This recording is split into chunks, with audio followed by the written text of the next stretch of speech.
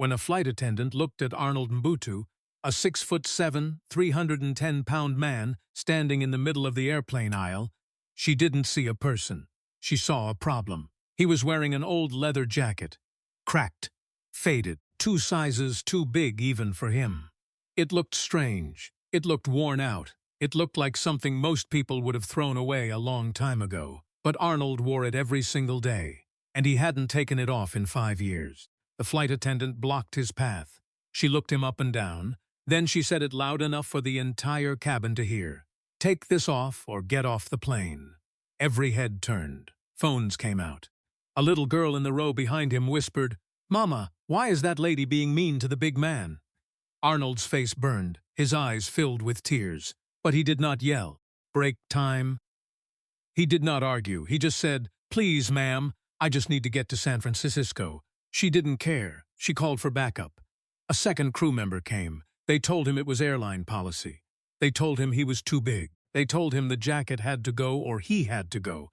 What they didn't know, what nobody on that plane knew, was why Arnold couldn't take off that jacket.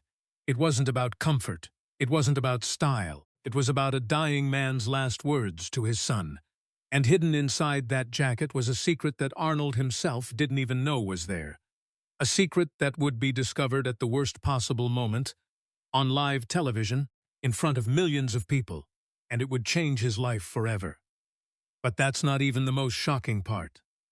Because sitting in first class, watching the whole thing in silence, break time 05s, was a man who recognized that jacket. A man who had seen it before, 30 years ago, on the other side of the world. And when he picked up his phone and made one quiet call, he set something in motion that no one could have predicted. Watch this story to the very end. Because what happens to Arnold Mbutu will stay with you long after this video is over. This is that story. The airplane aisle was narrow, too narrow for a man like him. At 6 feet 7 inches tall and 310 pounds heavy, Arnold had to turn sideways just to walk between the rows. His shoulders bumped the overhead bins. His head almost touched the ceiling. People pulled their elbows in as he passed, like he was a storm they needed to dodge. He held his boarding pass in one hand. Seat 22B. Middle seat. He already knew it would be tight. Break time 5s. He already knew his knees would press into the seat in front of him. He already knew people would stare. They always stared.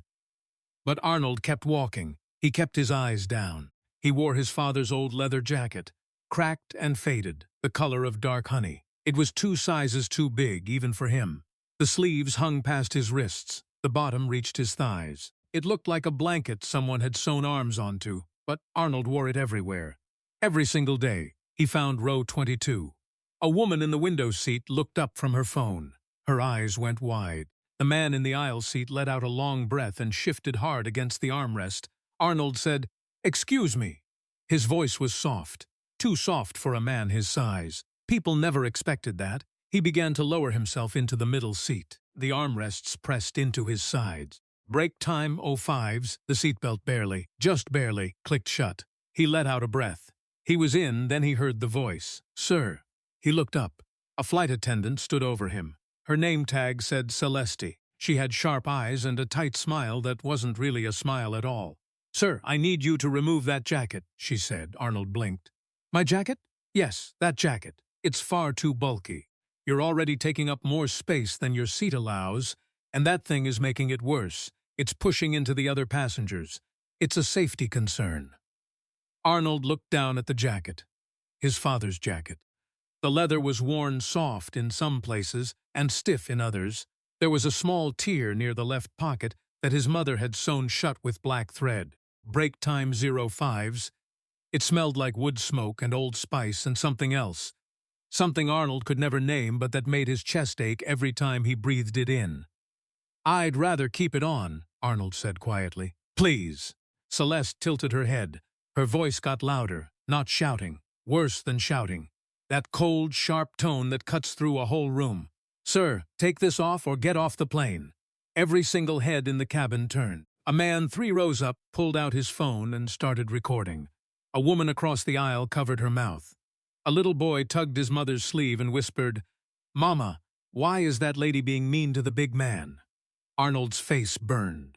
He could feel the heat crawling up his neck, spreading across his cheeks, reaching the tips of his ears. His hands gripped the armrests so hard his knuckles turned gray. "Break time 5, ma'am," he said. His voice shook, but he held it together. "This jacket belonged to my father. He passed away. I don't take it off." Celis didn't blink. "I'm sorry for your loss, but airline policy is airline policy. You're too big for this seat as it is. That jacket is making impossible for the passengers next to you. Remove it now, or I will have to ask you to deplane." She said it like she was reading from a manual, like Arnold was a problem to be solved. Like he wasn't even a person. Arnold looked around the cabin. Dozens of eyes, dozens of phones, everyone watching. No one helping. He thought about standing up. He thought about leaving. He thought about how easy it would be to just give in. The way he always gave in. The way he had been giving in his entire life. Then something happened that no one expected. Not Celeste. Break time, not the passengers. Not even Arnold himself. A small hand touched his arm. A small hand touched his arm. Arnold looked down. A little girl, maybe 6 or 7 years old, was kneeling on the seat behind him. She had big brown eyes and 2 puffs of curly hair held up with pink ribbons. She was leaning over the headrest, her tiny fingers resting on Arnold's sleeve. "I like your jacket," she said. Arnold stared at her.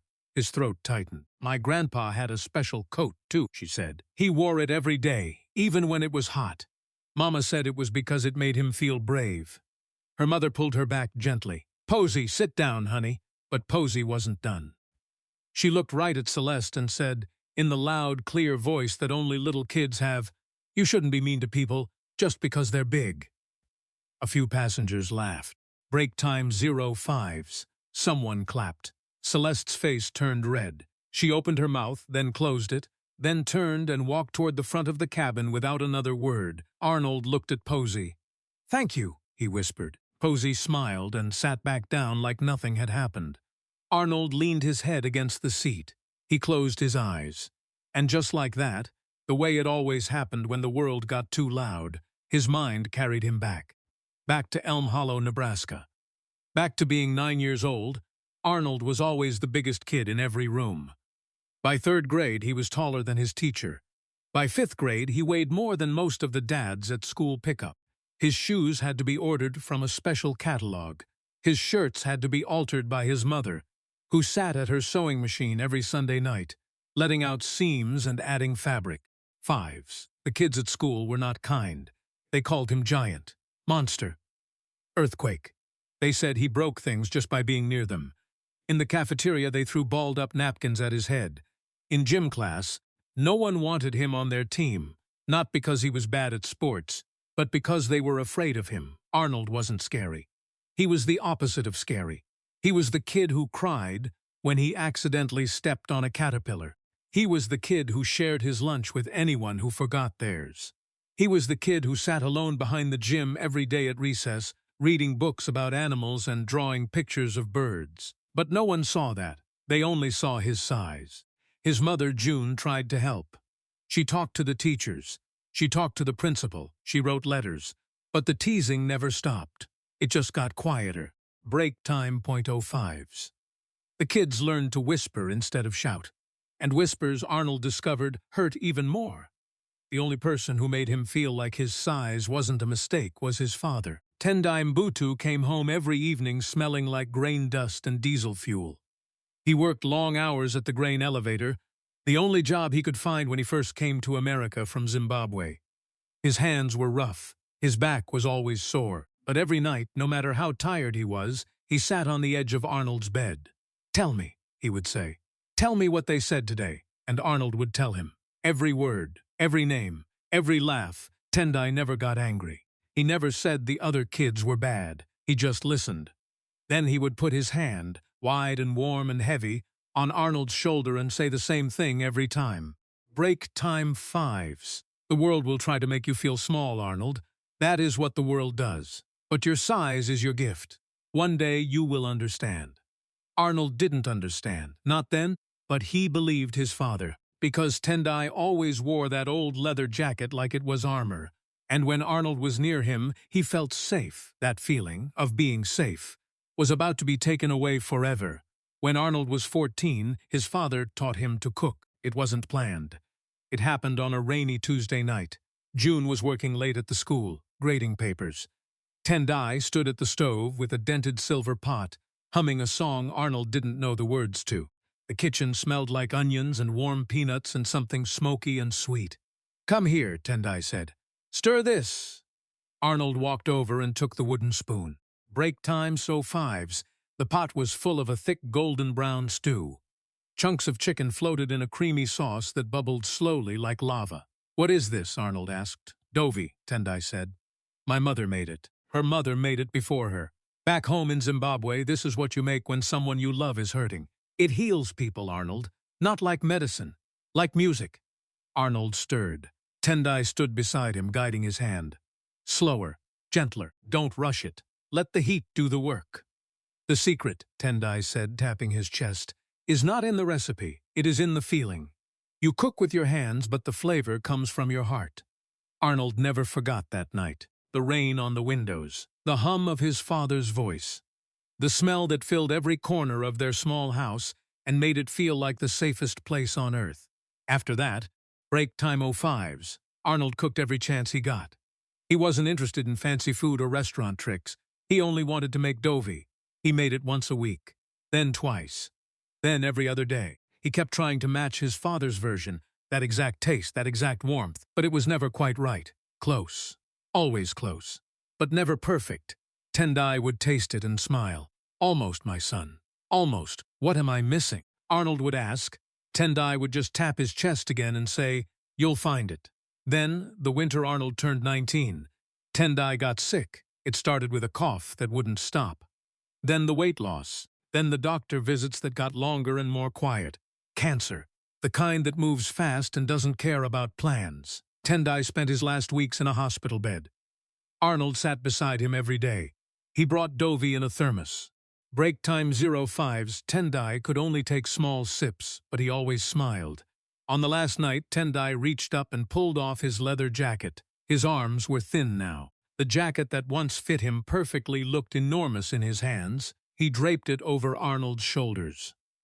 "Everything you need is in this jacket, son," he said. Arnold thought his father was being poetic.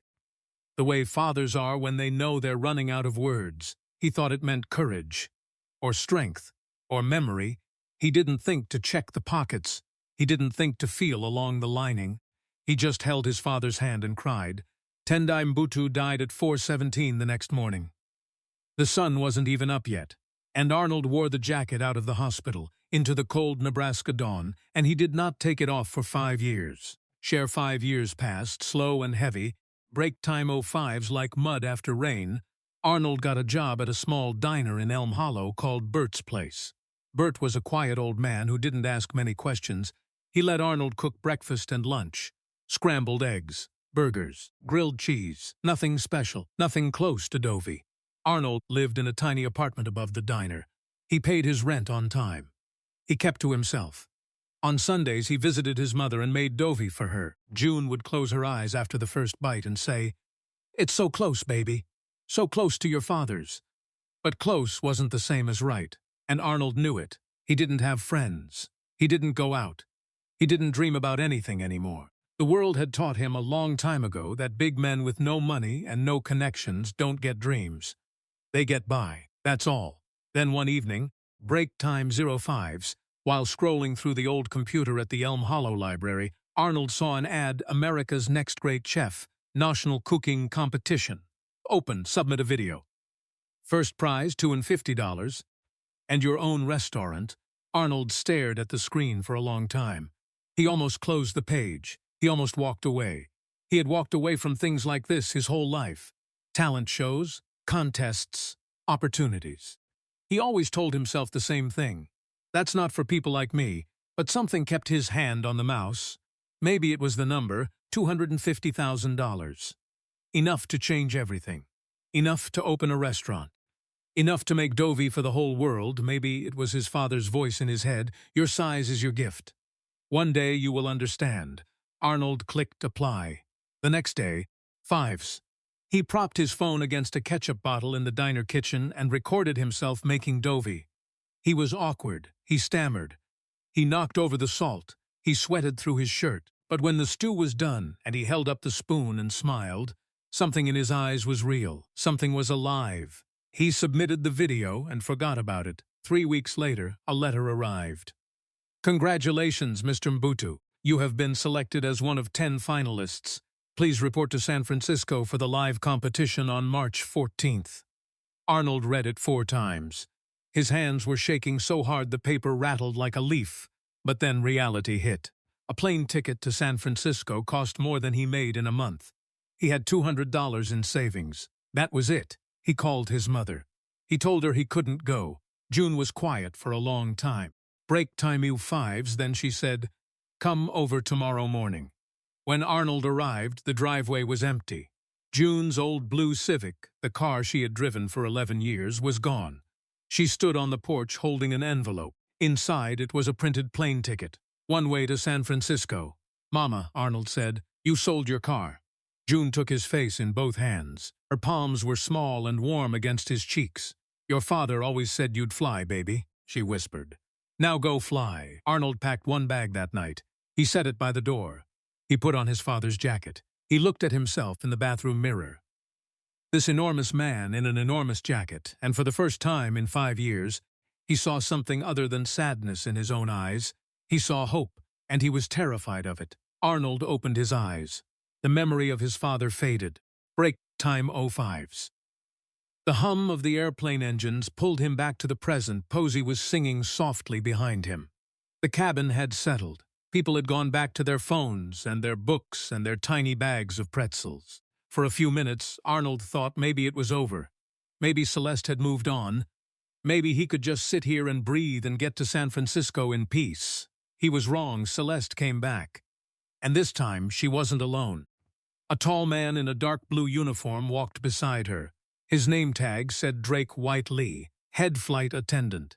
He had a jaw like a brick and eyes that looked like they had never once changed their mind about anything. Drake stopped at row 22. He looked down at Arnold the way a man looks at furniture that won't fit through a door. "Sir," Drake said. His voice was low and flat. "Break .05s, my colleague has informed me that you've refused to comply with a crew member's request. I need you to remove the jacket." Arnold's stomach dropped. "Sir, this jacket was my father's. He passed away 5 years ago. It means everything to me. I'm not hurting anyone." The woman in the window seat shifted uncomfortably. The man in the aisle seat stared straight ahead like he was trying to become invisible. Drake crossed his arms. "I understand that, sir. But you're in a middle seat. You're a large individual. That jacket is adding bulk and pressing into the passengers beside you. It's a comfort and safety issue. Airline policy." "I'll keep my arms in," Arnold said. "I'll make myself as small as I can. Please, I just need to get to San Francisco. It's important." His voice cracked on the last word. He hated that. Break time equals 05s. He hated that his voice always cracked when it mattered most. He had sounded like this as a kid, begging teachers to move him away from the boys who threw things. He had sounded like this at his father's funeral, trying to read a poem he had written and only getting through the first 2 lines. Drake didn't flinch. "Sir, remove the jacket or I will call the captain. If the captain gets involved, you will be removed from this aircraft. That is not a threat. That is procedure." Celeste stood behind Drake with her arms folded. There was something in her face. Not cruelty, exactly. Something worse. Certainty. She was sure she was right. She was sure Arnold was the problem. Arnold's hands began to shake. He reached for the zipper of the jacket. His fingers touched the cold metal. He started to pull it down, then he stopped. Break time 05s. He thought about his mother standing on that empty driveway. He thought about the car she sold. He thought about his father's hand on his shoulder. He thought about Tendai's voice saying, "The world will try to make you feel small." Arnold let go of the zipper. "No," he said. Drake raised an eyebrow. "Excuse me?" I said no. Arnold's voice didn't crack this time. "I'm not taking it off, and I'm not getting off this plane. My mother sold her car so I could be here. My father gave me this jacket with his dying breath. You can call the captain. You can call the police. You can call whoever you want. But I am not taking off this jacket." The cabin went dead silent. In first class, 14 rows ahead, a man in dark sunglasses lowered his newspaper. He had been watching the whole time, quietly, without a word. Break time fives. His eyes stayed on Arnold for a long moment, then he picked up his phone and made a call. "You're going to want to see this," he said softly. "Trust me." He hung up and put his sunglasses back on. No one on that plane knew who he was. But they would.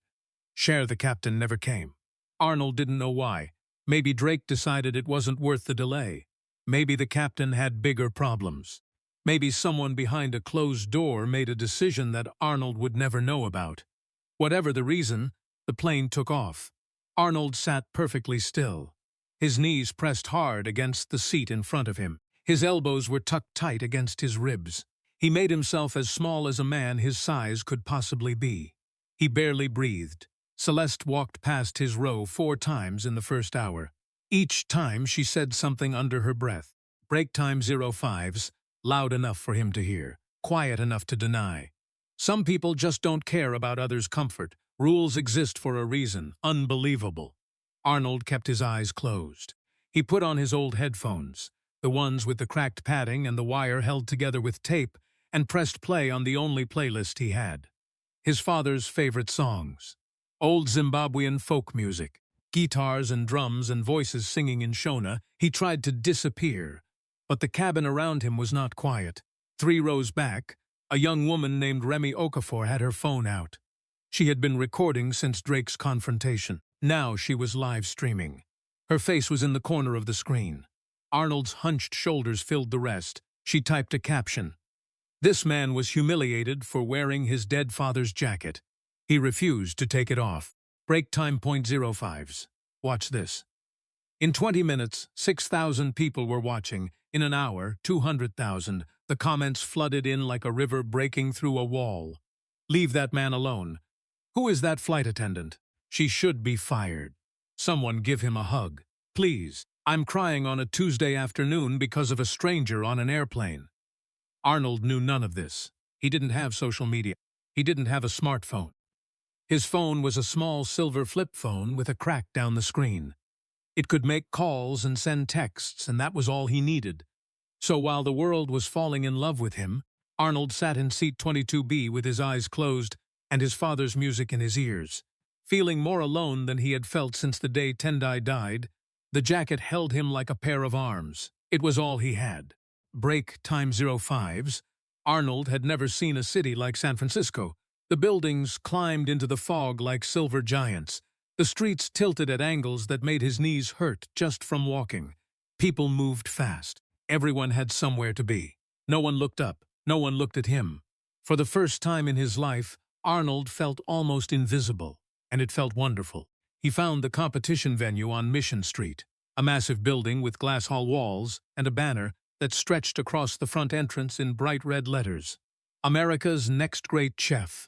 Live Finals. Arnold stood on the sidewalk and stared at it for a long time. His bag hung from one shoulder. His father's jacket hung from the other. From his body, really, the way it always did, big and worn and impossible to ignore, he walked inside. The arena was enormous. Break 10 gleaming kitchen stations stood in a wide half-circle, each one stocked with pots, pans, knives, and tools Arnold had never seen before.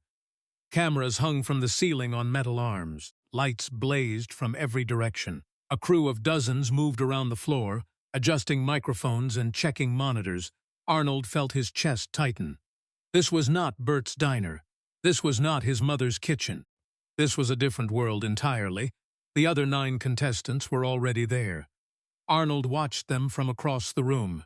They moved with confidence. They shook hands and laughed and talked about reduction sauces and sous vide techniques and things Arnold had only read about in library books. A woman with short silver hair and sharp cheekbones had trained at Le Cordon Bleu in Paris. Break time .05s. A man with tattoos running up both arms had worked in 3 Michelin-star kitchens. A young guy named Sutton Pierce, blonde, square-jawed, perfect teeth, had been on 2 cooking shows already and had 60,000 followers online. Arnold had a flip phone and a dented thermos. He almost turned around. He almost walked right back out the door. He could feel the old voice in his head. This isn't for people like you. rising up like smoke. Then a production assistant tapped a microphone on stage. "Contestants, please welcome your judges." A spotlight hit the left side of the stage. The first judge walked out, Maylin Park. Arnold recognized her immediately. She was the most feared food critic in America. She had made grown chefs cry on national television. She once sent a dish back on camera and said, "Break time .05s. This tastes like an apology." She was small, elegant, and terrifying. The spotlight shifted. The second judge stepped out. Arnold's breath stopped. It was him. The man from the plane. The man in first class. The dark sunglasses were gone now. He wore a black suit with no tie and a calm expression that gave away nothing. Kenzo Nakamura, owner of 40 restaurants across the country. The Man magazines called the Kingmaker because every chef he chose to mentor became a star. Kenzo looked out across the 10 contestants. His eyes moved slowly from face to face. When they reached Arnold, they stopped. Kenzo gave the smallest nod, so small that no one else could have seen it. Just a tiny dip of his chin. Like a secret, Arnold's heart hammered against his ribs. He remembers me from the plane, Arnold thought. Break time .05s. But why does he look at me like he knows me from somewhere else? Arnold couldn't breathe. He stood in a hallway behind the arena, leaning against the wall with both hands on his knees. His chest heaved. His vision blurred. The fluorescent lights above him buzzed like angry wasps. The first round was about to start. In 5 minutes, he would have to walk out there, stand at a kitchen station in front of cameras and judges, and a live audience and cook. Him, Arnold Mbutu from Elm Hollow, Nebraska, who had never cooked for anyone except his mother and the breakfast crowd at Bert's Diner. What am I doing here, he thought. I don't belong here. I never belonged anywhere. He pressed his back against the wall and slid down until he was sitting on the cold floor. His father's jacket bunched up around his shoulders. He buried his face in his hands. He was going fives. He was going to quit. He was going to stand up, walk out the back door, and find a bus station. He would call his mother and tell her he was sorry. Sorry for the car. Sorry for the money. Sorry for being the kind of person who couldn't handle the one chance he was given. Then he looked up. Across the hallway, taped to the wall between a fire extinguisher and a first aid kit, was an old poster. It was faded and peeling at the corners. It showed a man in a fighting stance, lean, powerful, eyes burning with something that wasn't anger. It was Focus, Bruce Lee. Underneath the photo, in bold white letters, was a quote, "Do not pray for an easy life. Pray for the strength to endure a difficult one." Arnold stared at those words, and suddenly he was 12 years old again, sitting on the living room floor on a Sunday afternoon. Break time .05s, Tendai sat beside him on the couch. On the television, Bruce Lee moved like water, fast, fluid, untouchable. Arnold watched with wide eyes. Tendai watched with a quiet smile. Bruce Lee was small, Tendai said. The world told him he couldn't. Too small, too different, wrong kind of face, wrong kind of body. He looked down at Arnold. You are big and the world tells you the same thing. The lesson is the same, my son. What lesson? Arnold asked. Tendai put his hand on Arnold's head. The world is wrong. Arnold stood up in that hallway. His legs were shaking, his hands were sweating, but he was standing. He touched the collar of his father's jacket. He closed his eyes. He could almost feel Tendai's hand on his head. The world is wrong, he whispered. Then he walked back toward the kitchen. The host stepped onto the stage. Break time .05s. A tall woman with a bright voice and a smile like a spotlight. Welcome, chefs. Round 1. Your challenge is simple. She paused. Cook a dish that tells the story of your family. Arnold closed his eyes. He didn't need to think. Around him, the other 9 contestants scrambled. They opened recipe books. They sketched ideas on notepads.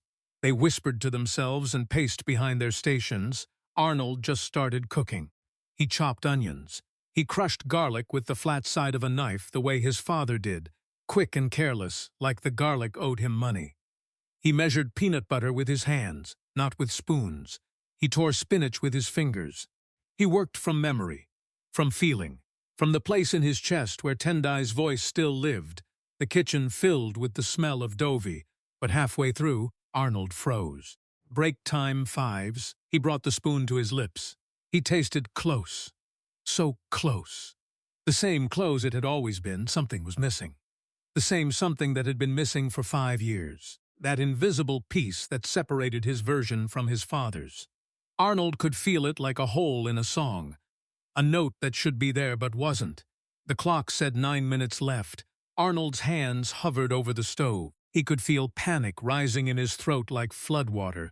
He was about to fail. On national television. In front of millions. Then he closed his eyes. He stopped thinking. He let his hands remember instead of his brain. He saw his father at the stove, humming, stirring slowly. And right before serving, Tendai reached for something. A small move, almost invisible. Break time.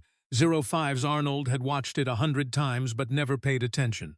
Smoked paprika, a pinch, and a squeeze of lime. Right at the end, just before the bowl, Arnold grabbed both. He added them. He stirred once, twice. The buzzer sounded. "Hands up, chefs!" Arnold stepped back. His heart was in his ears. The judges came to his station. Maylin Park lifted the spoon to her mouth. She tasted. She closed her eyes. She set the spoon down very slowly. "This," she said, "is the most honest dish I have tasted in 10 years." Arnold's knees nearly gave out. Then Kenzo stepped forward. He took one bite. He stood very still. Something moved behind his eyes, something old and deep, like a door opening to a room that had been locked for a long time. "I know this flavor," Kenzo said quietly. He didn't explain. He didn't say another word. Break time 05's. He just set the spoon down and moved to the next station. Arnold stared after him. "What do you mean you know this flavor?" he thought. "How could you possibly know this flavor?" He made it to round 2, but the question followed him like a shadow. While Arnold was cooking, the world was burning, not with fire, with something faster. Something no one can stop once it starts. A story. Remy Okafor's live stream from the plane had been shared, reposted, clipped, and copied across every platform on the internet. By the time Arnold finished round 1, the video had been watched 40 million times. The headline was everywhere. On news channels, on morning shows, on the screens of phones in every country on Earth. Flight attendant humiliates gentle giant over his late father's jockey. The clip that hit the hardest was only 11 seconds long. Break time Igor 05's, it showed Arnold sitting in his seat, eyes closed, clutching the jacket to his chest while Celeste's voice played in the background. "Take this off or get off the plane." Underneath the video, someone had added 2 words in white text. He stayed. People lost their minds. The airline's phone lines crashed. Their social media pages were flooded with angry messages. A petition calling for Celeste's firing got 300,000 signatures in a single afternoon. Celeste Farrow was identified by the end of the day. News vans parked outside her apartment building. Reporters knocked on her door. She didn't answer. The airline released a statement that night. "We are aware of the incident. The crew member involved has been suspended pending an internal investigation. Break time 05's, we are committed to treating all passengers with dignity and respect." Celeste released her own statement through a lawyer. "I was following standard safety protocol. I did not know the personal significance of the jacket. I regret that the situation escalated." The internet didn't care about her regret. Comments poured in by the thousands. "Protocol doesn't mean you get to humiliate someone." She saw a big man and decided he was a problem. "That's not policy. That's prejudice. Find Arnold. Someone help Arnold." Back in Elm Hollow, June Mbutu sat at her kitchen table with the phone ringing and ringing and ringing. Reporters, producers, podcast hosts. Everyone wanted to talk to Arnold's mother. June didn't answer a single call. She just sat there, holding a framed photo of Tendai in his leather jacket, smiling that quiet smile of his.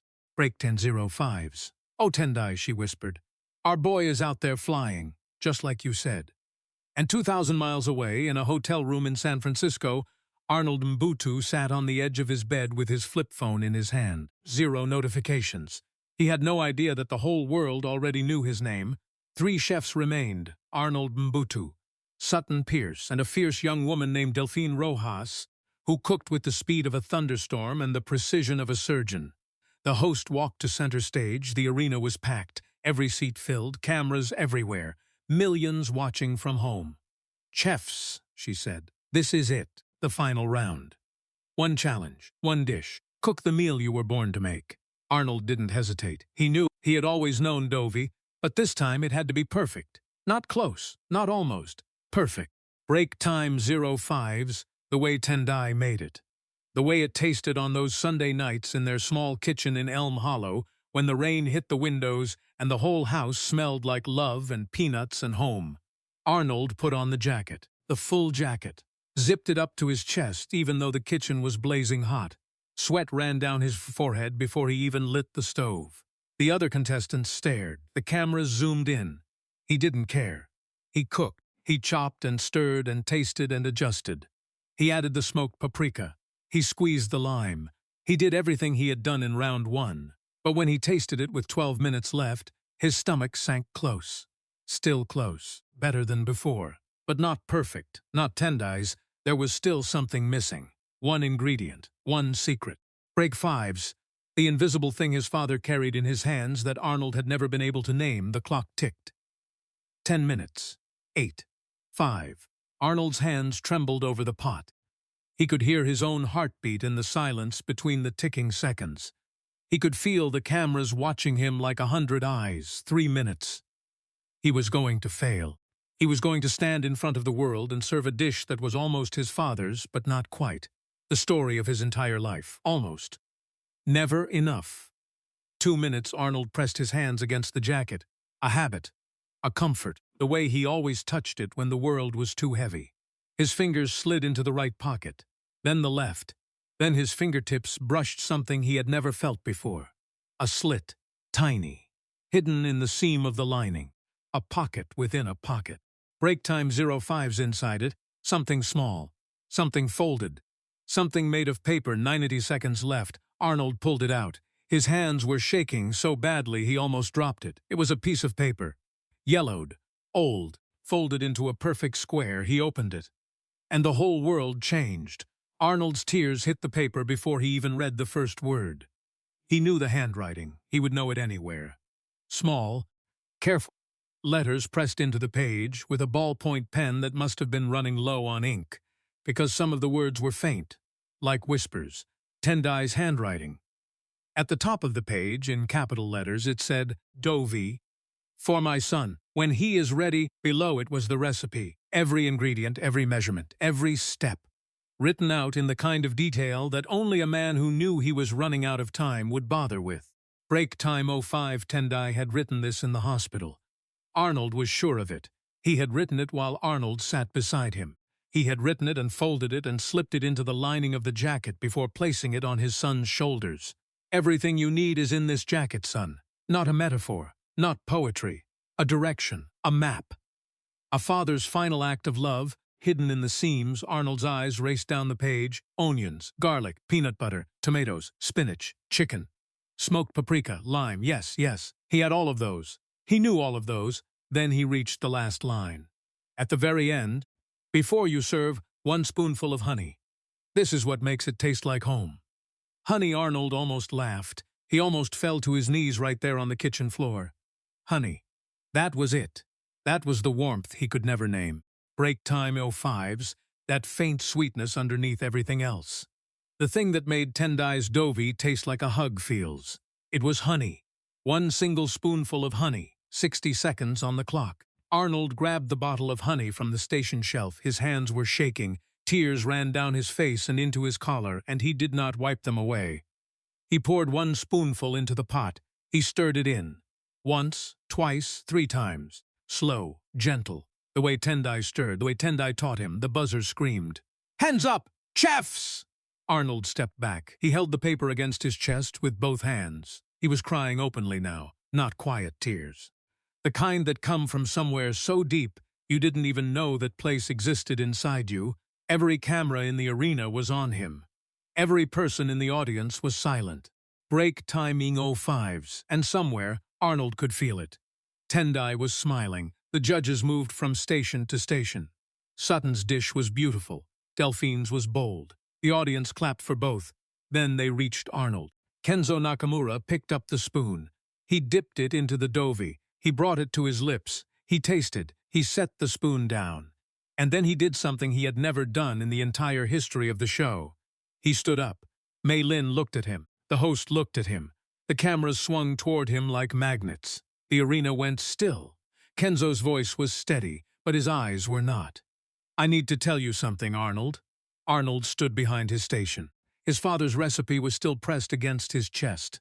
His face was still wet. Kenzo spoke. 30 years ago, I was 22 years old. I had nothing, no money, no plan. Break 05s. I was traveling through Zimbabwe with a backpack and a dream of opening a restaurant someday. But I was starving. I hadn't eaten in 2 days. I was sitting on a curb in Harare, ready to give up everything and go home. He paused. A man walked up to me. He was carrying a pot, a big dented silver pot. He looked at me and said, "Eat, you look like you need strength." He sat down beside me on that curb and handed me a bowl of stew. Kenzo's voice cracked, just barely. Just enough. It was the greatest thing I had ever tasted, not because of the technique, not because of the ingredients, because that man gave it to a stranger who had nothing to offer in return. He fed me because I was hungry, that's all. That's the only reason. He looked at Arnold. I asked him his name. He said, Tendai Mbutu. Arnold's knees buckled. He grabbed the counter with both hands. A sound came out of him. Not a word, not a cry, something in between. Something that had been locked inside him for 5 years. "I recognized the jacket the moment I saw you on that plane," Kenzo said. "Your father was wearing it the day he fed me. I have never forgotten it. I have never forgotten him." The audience was gone. The cameras were gone. The arena was gone. It was just Arnold and Kenzo and the ghost of a man who gave everything he had to everyone he met. Kenzo stepped closer. "The phone call I made on the plane, I called the producers of this show. I told them, whatever happens in this competition, don't let that young man leave. He is the one I have been looking for." He put his hand on Arnold's shoulder, the same place Tendai used to put his. "I didn't rig this competition, Arnold. Break, time 05s. You earned your place here, every round, every dish. That was all you." He paused.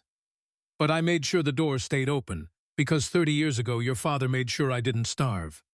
Arnold couldn't speak. He just stood there, holding the recipe and crying, while the whole world watched a debt get repaid. Arnold won. The host said his name and the arena erupted. People stood on their chairs. People who had never met Arnold Mbutu screamed his name like he was theirs. Like he had always been theirs, $250,000. His own restaurant. The other contestants hugged him. Delphine squeezed his arm and said, "You made me cry into my own sauce, you giant, beautiful man." Even Sutton shook his hand and meant it. Maylin Park found him backstage. She was not the kind of woman who gave compliments twice. But she looked at him and said, "Break time 05s. Your father raised a chef. Don't you dare waste it." Arnold nodded. He couldn't speak yet. He wasn't sure he would ever be able to speak again. That night, he gave his first interview. A reporter with kind eyes and a gentle voice asked him the question the whole world wanted answered. "What would you say to the flight attendant who told you to take off the jacket?" Arnold was quiet for a long time. The camera waited. Then he said, "I'd say thank you. She made me hold on tighter to the thing that mattered most, and if my dad's jacket hadn't been on my shoulders, I never would have found what was inside it." The clip was shared 11 million times by morning. 3 days later, a handwritten letter arrived at Arnold's hotel. No return address, just small, careful writing on plain white paper. "I'm sorry, I didn't see you. I only saw a problem. I'll never make that mistake again." Celeste Arnold read it twice. He sat with it for a long time. Then he borrowed a pen from the hotel front desk and wrote back on the back of a receipt. "Apology accepted. Come eat at my restaurant when it opens. The dovey is on me." Arnold, he mailed it the next morning because that's what Tendai would have done. Tendai, who fed strangers on curbs. Tendai, who never met a grudge worth keeping. The world wanted Arnold to be angry. He chose to be his father's son instead. Arnold chose kindness when the world gave him every reason not to. Now I'm asking you to do something small but powerful. Drop a comment and tell me, where are you watching this from? I want to see how far this story can travel. If Arnold's story touched your heart, hit that like button. Break time 05s. It costs you nothing, but it means everything. And if you're not subscribed yet, subscribe right now and turn on the bell. Every time you do, you help stories like this reach someone who needs to hear them. Because kindness isn't just something you feel. It's something you spread. Now click on the video on your screen right now. Trust me, you don't want to miss it. Arnold flew back to Elm Hollow on a Tuesday morning. Same airline, different flight attendant. This one smiled at him and said, "Welcome aboard, Mr. Mbutu." Arnold smiled back. It felt strange on his face. Like a muscle he hadn't used in a long time, June was waiting at the arrival gate. Small and proud, standing on her toes to see over the crowd. The moment she spotted him, her hands flew to her mouth. Arnold walked to her. He wrapped his arms around her, arms big enough to hold the whole world, and lifted her off the ground. "I found it, Mama," he whispered. "Dad hid the recipe in the jacket." He reached into the hidden pocket and pulled out the yellowed paper. June took it in both hands. She saw the handwriting. Her eyes filled. She laughed and cried at the same time, the way only a woman who loved Tendai Mbutu could. "That man," she said, shaking her head, "always planning ahead.